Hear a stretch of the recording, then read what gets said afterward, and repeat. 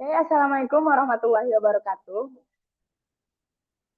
Assalamualaikum warahmatullahi wabarakatuh. My name is Syadza Maulidia. I'm from um, 11C, and today I will explain to you about disorders of the circulatory system.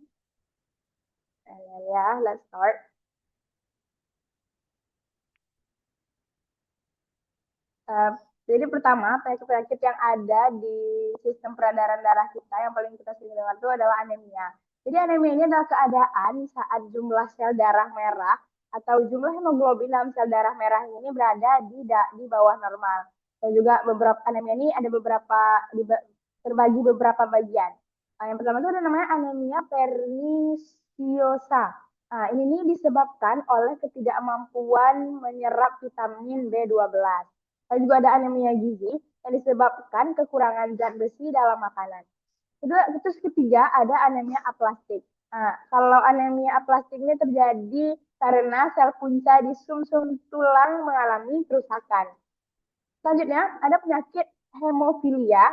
Kalau hemofilia ini adalah kegagalan dalam proses pembekuan darah pada pembuluh darah yang cedera atau darah ini sulit membengkak lah. Ini disebabkan oleh defisiensi faktor pembekuan darah. Jadi sekitar 80% kasus hemofilia ini disebabkan karena kelainan genetik atau ini penyakit keturunan lah. Lalu yang ketiga ada penyakit leukemia. Nah, ini juga kita sering dengar, yaitu gangguan produksi leukosit yang terlalu banyak atau sel darah putihnya yang terlalu banyak. Nah, dapat terjadi pada semua umur, terutama anak-anak. Dan pada leukemia akut, ya kematian ini dapat terjadi dalam beberapa minggu saja. Kalau leukemia kronik, pasien masih bisa hidup beberapa tahun. Kita ada embolus. Embolus itu bukan gumpalan bekuan darah yang bergerak di dalam sirkulasi dan terjepit di dalam pembuluh darah kecil. Lalu ada arteriosklerosis. Kalau ini gumpalan bekuan darah yang bergerak di dalam sirkulasi dan terjepit di dalam pembuluh darah kecil. Jantung koroner ini dapat, atau ya ini disebut jantung koroner karena disebabkan oleh kebiasaan merokok, kegemukan, dan juga tekanan darah yang tinggi. Lalu ada varises.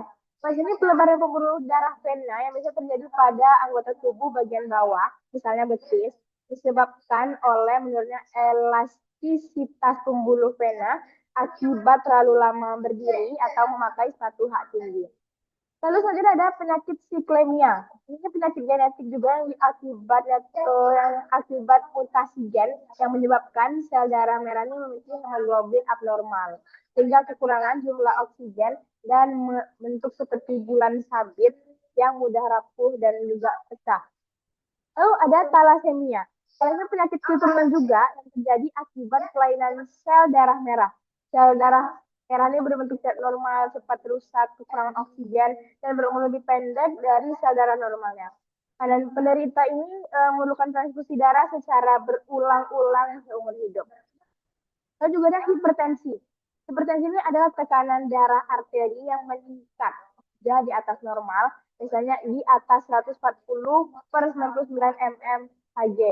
Nah, hipertensi ini dapat menyebabkan pecahnya pembuluh darah dan juga menyebabkan penyakit stroke. Lalu ada hemoroid. Nah, hemoroid ini pelebaran pembuluh darah di daerah sekitar anus yang disebabkan oleh memaksakan pengeluaran kotoran saat susah buang air besar, kurang makanan berserat juga, dan kurang juga minum air putih. Lalu ada limfanitis. Yang ini adalah infeksi dan peradangan pembuluh limfa sehingga tampak garis-garis merah di bawah kulit jika dari infeksi. Biasanya kelenjar pada ketiak dan lipat paha akan terasa sakit. Lalu juga ada infark miokard. Ini juga sebagai serangan jantung terjadi ketika sekelompok otot jantung mati karena penyumbatan mendadak dari arteri koroner.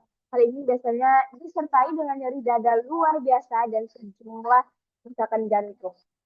Lalu ada edema, akumulasi volume abnormal cairan interstisial pada ruangan antar sel. Jadi ini disebabkan oleh peningkatan tekanan filtrasi dalam kapiler ataupun penurunan tekanan osmosis plasma akibat penyakit ginjal dan kekurangan protein.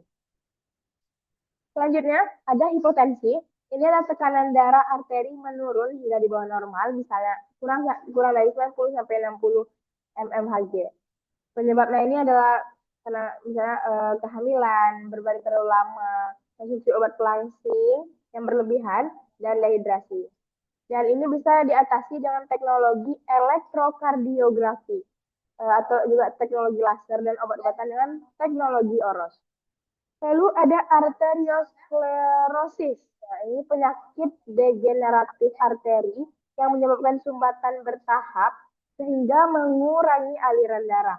Di bawah lapisan arteri terdapat plak-plak lemak, yang menyebabkan kolesterol teroksidasi, radikal bebas, dan tekanan darah yang tinggi.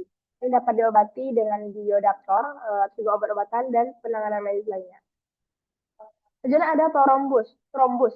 Ini adalah gumpalan bekuan darah yang menyumbat pembuluh darah di tempat terjadinya kerusakan, misalnya setelah operasi.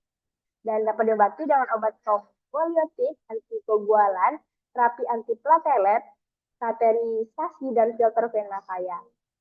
Selanjutnya, ini adalah salah satu teknologi untuk menyembuhkan atau salah satu teknologi untuk sistem peredaran darah. Namanya ada ekokardiografi. Ekokardiografi ini merupakan suatu teknik untuk mengetahui struktur internal dan gerakan jantung serta pembuluh darah yang besar tanpa memasukkan alat ke dalam tubuh pasien. Caranya ini gelombang ultrasonik diarahkan kepada pasien menggunakan transducer. Kemudian transducer bertindak sebagai penerima pantulan.